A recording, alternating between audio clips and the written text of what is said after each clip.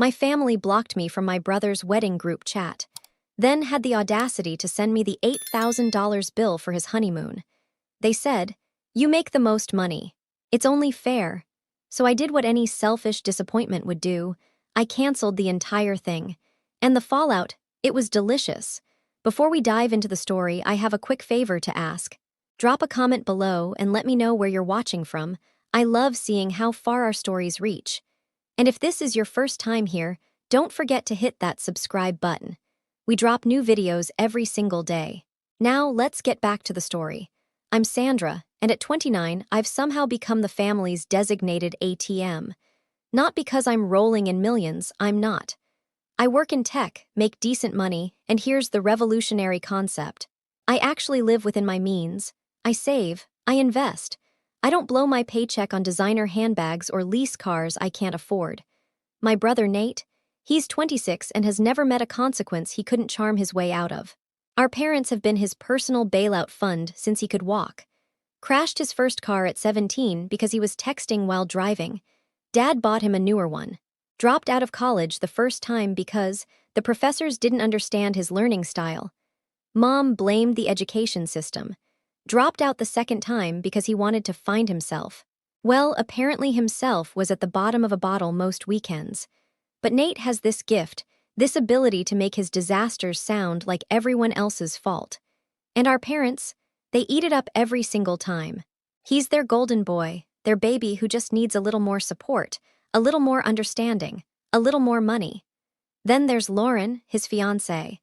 24 years old and carrying herself like she's destined for reality TV fame. The first time I met her, she looked me up and down and said, "You can always spot the single, bitter sister at weddings." I was literally holding a gift for their engagement party at the time. But I smiled, handed over the present, and kept my mouth shut. Because that's what I do. I'm the supportive one, the reliable one, the one who shows up with gifts and congratulations and never makes waves. Our family dynamic has always been crystal clear. Mom and Dad are the enablers, Nate is the perpetual victim, and I'm the successful one who should be grateful for the opportunity to help. They've never actually asked if I wanted this role.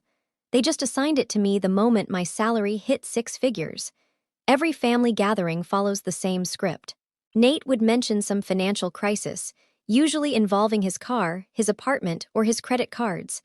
Mom would give me those pointed looks. Dad would start talking about family helping family. And somehow, I'd end up writing another check, making another transfer, solving another problem that wasn't mine to solve. The worst part? They genuinely seemed to believe I owed them this. Like my success was somehow their achievement, and my money was their safety net. As if working 60-hour weeks, taking night classes to advance my career, and sacrificing my own social life to build financial security was just luck that happened to fall into my lap.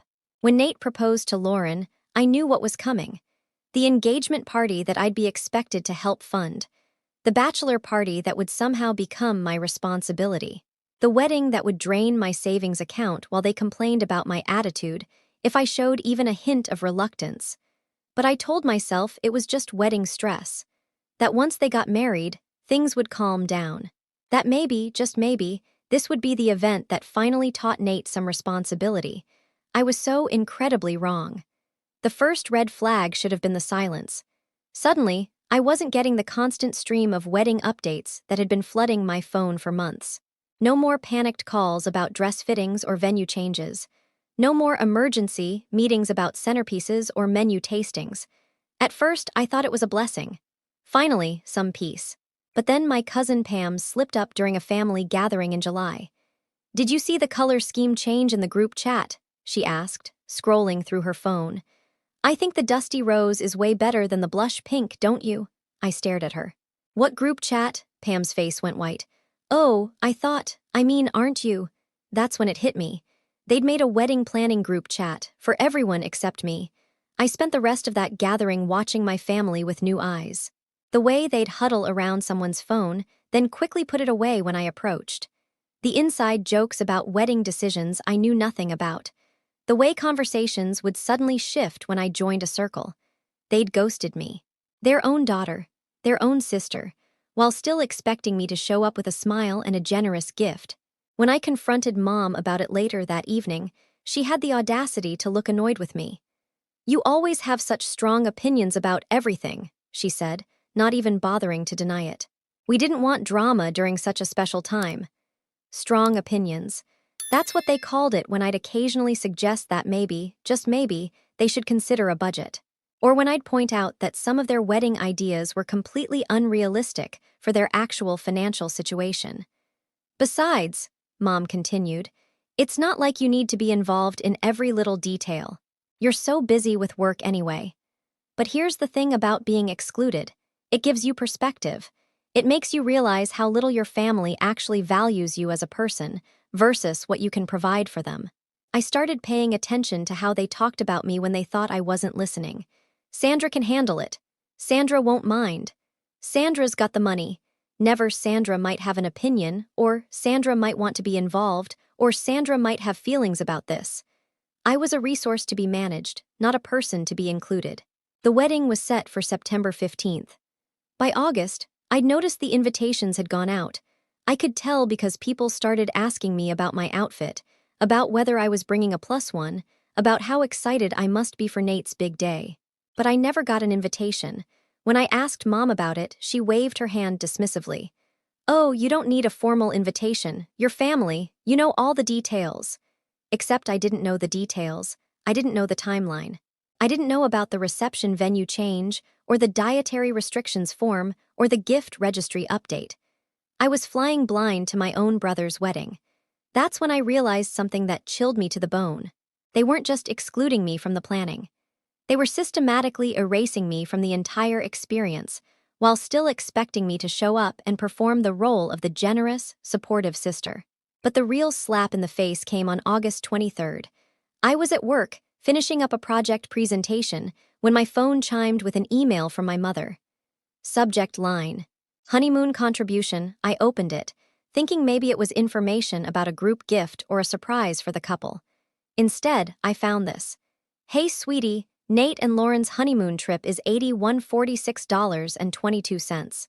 Since you make the most money in the family, it's only fair that you cover this part. Let me know when you've wired the money. The travel agency needs confirmation by Friday. Thanks. Love, Mom." I read it 3 times before the words fully registered. $8,000 for a honeymoon that I had no input on planning, no say in choosing, and apparently no option to decline. Not "would you like to contribute?" Not "we're hoping you might help." Not even "please." Just a bill, delivered like I was some kind of family credit card.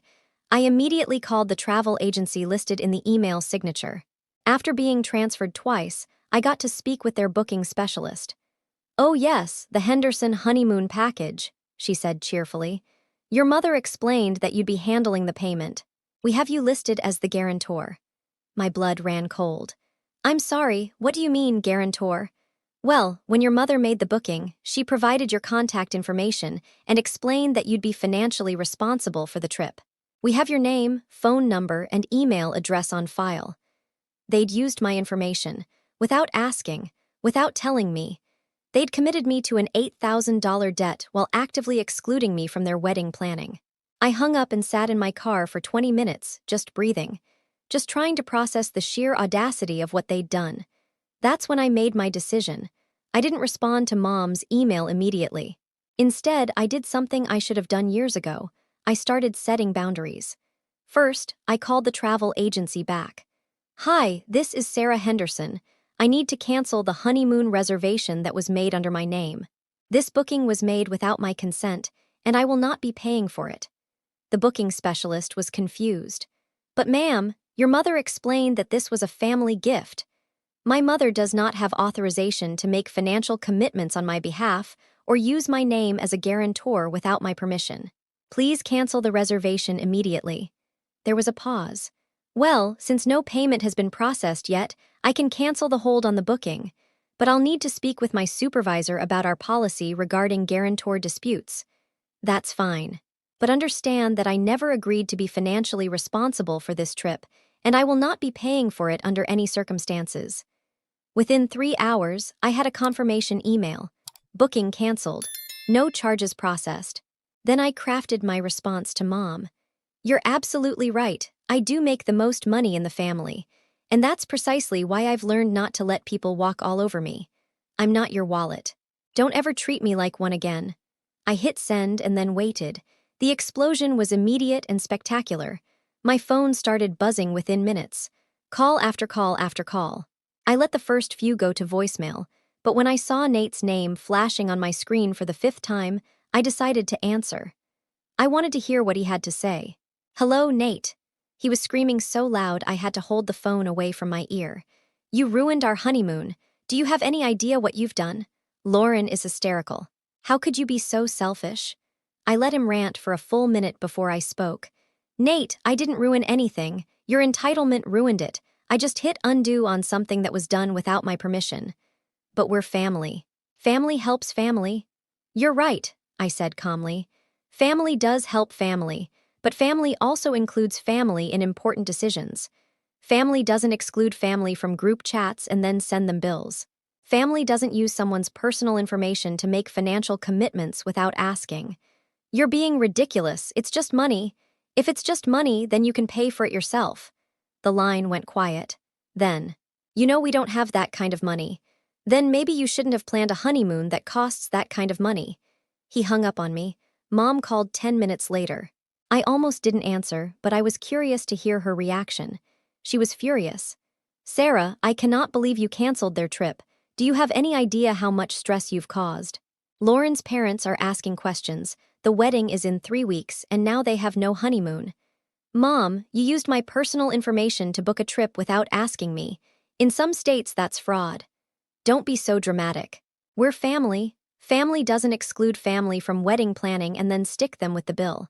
You're being incredibly selfish. This is your brother's wedding, his one special day.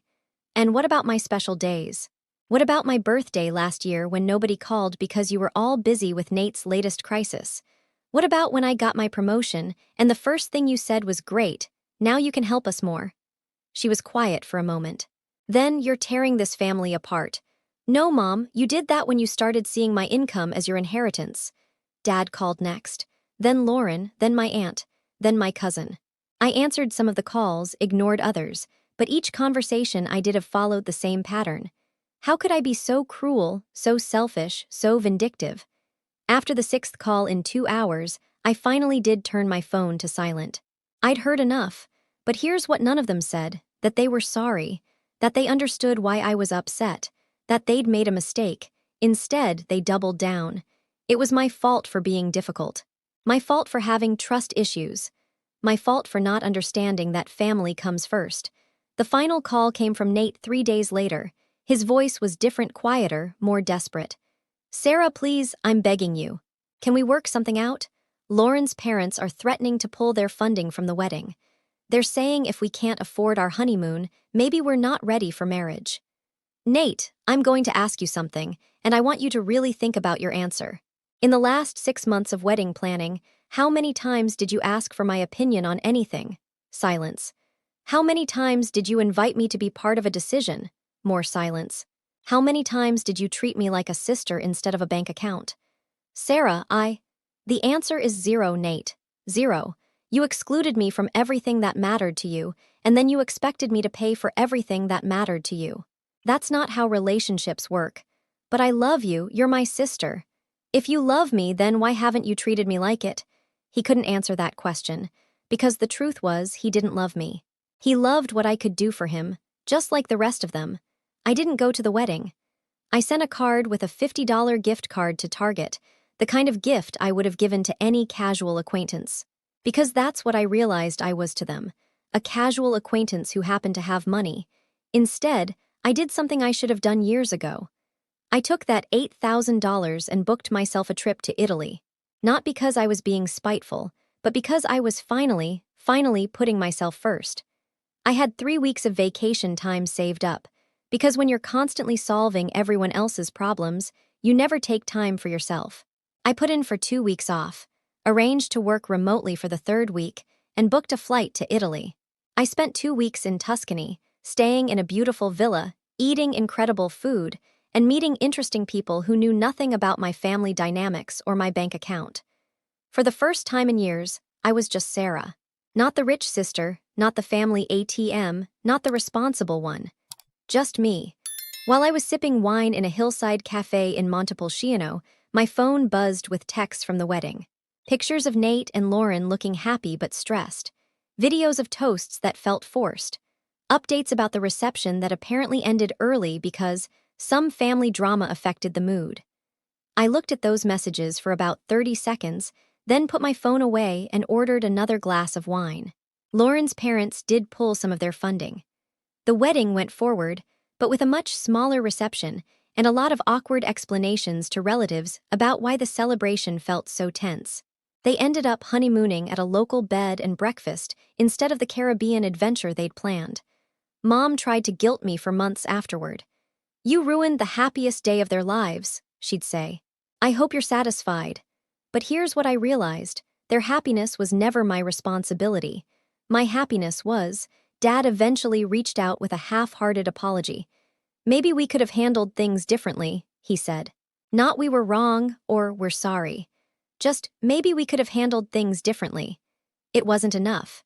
Nate and Lauren are still married, though I hear through the family grapevine that money is still a constant source of stress for them. Apparently, Lauren's parents have made it clear that they won't be funding any more of their adventures. And without me as their backup plan, they're learning what the rest of us figured out years ago. That actions have consequences. After years of being treated like a walking wallet instead of a person, I've learned to set boundaries. I've learned to say no without feeling guilty. I've learned that love shouldn't cost $8,000. The hardest part wasn't the confrontation, or the canceled honeymoon, or even the family drama. The hardest part was accepting that the people who were supposed to love me unconditionally had been loving me very, very conditionally for years. But here's the thing about hitting rock bottom with your family. It teaches you who you really are when you're not trying to buy their approval. I'm still successful. I still make good money. I still live within my means and save for the future. But now I also travel. I pursue hobbies. I date without worrying about whether my family will approve. I make decisions based on what I want, not what they need. I bought a house last month, a beautiful place with a garden and a view of the mountains. I didn't tell my family about it until after I'd moved in, because I've learned that the best gifts you can give yourself are the ones nobody else can take away. Do I miss them? Sometimes. I miss the idea of them anyway. The fantasy of a family that included me instead of just using me. But I don't miss the constant financial pressure. I don't miss being seen as an ATM with feelings. I don't miss being excluded from everything that mattered while being expected to fund everything that cost money. 3 months ago, I got a text from Nate. Just 4 words. "I miss you, Sarah." I stared at that message for a long time. Part of me wanted to respond, to rebuild, to try again. But then I thought to myself, does he miss you or just miss what you provided for him? I never responded to that text.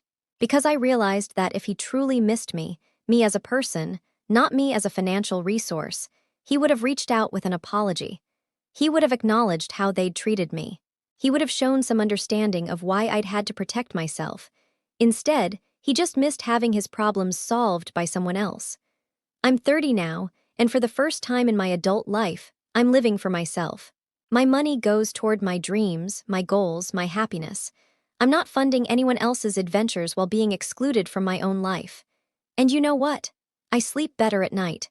I wake up excited about my day. I make plans without calculating how much they'll cost me in family drama. I've learned that the most expensive thing you can buy is other people's approval, and it's never worth the price. If you enjoyed this story, make sure to hit that like button. And don't forget to share this video and subscribe if you haven't already. We've got more incredible revenge stories coming your way. But I want to know, have you ever been treated like a family ATM? How did you handle it? Drop your stories in the comments below. I read every single one.